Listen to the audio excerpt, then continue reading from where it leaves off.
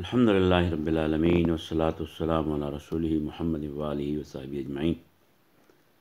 بسم الله الرحمن الرحیم. حضرت سعد ابن ابی وقاص رضی الله عنه د رسول پاک صلی الله علیه وسلم خاص ملګری دی، رشتہ دار هم دی. هغه وی د رسول الله صلی الله علیه وسلم سره یو ځل یو مشر زنانه کره حاضر شو. مانو هغه مشر زنانه چې ون هغه په چنګتو باندې یا په کانو باندې تسبیحات ویل. رسول الله صلی الله علیه وسلم ورته د دینه د آسان کار ونه خېمه چې ستاره لپاره آسان به همي او تکلیف هم درته نه او فضیلت والا به همي.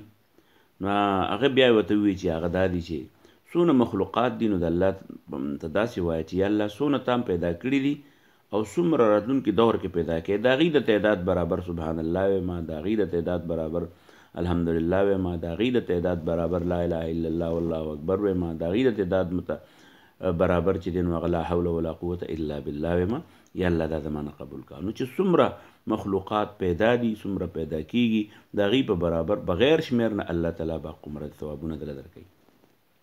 په دې وجه باندې په کار ده چې موږ خپله ژبه د الله په یاد باندې مسلسل لمده او مصروف وساتو. او دا الفاظ خصوصا موږ ورته درېیمه کلمه وایو، بعضې خلک ورپسې وخاندي. نو دا درېیمه کلمه ځان له څه کلمه نه ده، بلکې دا د مختلفو اذکارو هغه مجموعه موږ په یو ځای باندې وایو. سبحان الله، الحمدلله، لا اله الا الله، والله اکبر، لا حول ولا قوة الا بالله. بس دا هغه درېیمه کلمه ورته وي او که ذکر ورته وی. رسول الله صلی الله علیه وسلم هغه بوډۍ ته هغې زنانه ته وښوده. حضرت ابو موسی اشعري بیا فرمایي رضی الله عنه چې پیغمبر علیه السلام موږ ته وی چې د جنت خزانې درته ښیم که ځان له سرالی راوالی دی، او هغه دا چې د جنت خزانې درته میلاو شي نو جنت چابیانې درته میلاو شي. گویا دا د جنت چابي در کوم، د جنت دروازې پې ځان ته کولاو کې. هغه څه الفاظ دي، هغه دا چې په خولې باندې ذکر د لا حول ولا قوة الا بالله ډېر زیات کوي.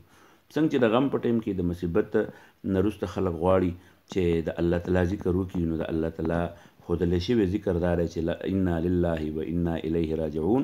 رسول الله صلی الله علیه وسلم فرمایي چې هغه مصیبت به پې الله تعالی آسان هم کړي او جنت کې به له اعلی مقامات هم ورکړي.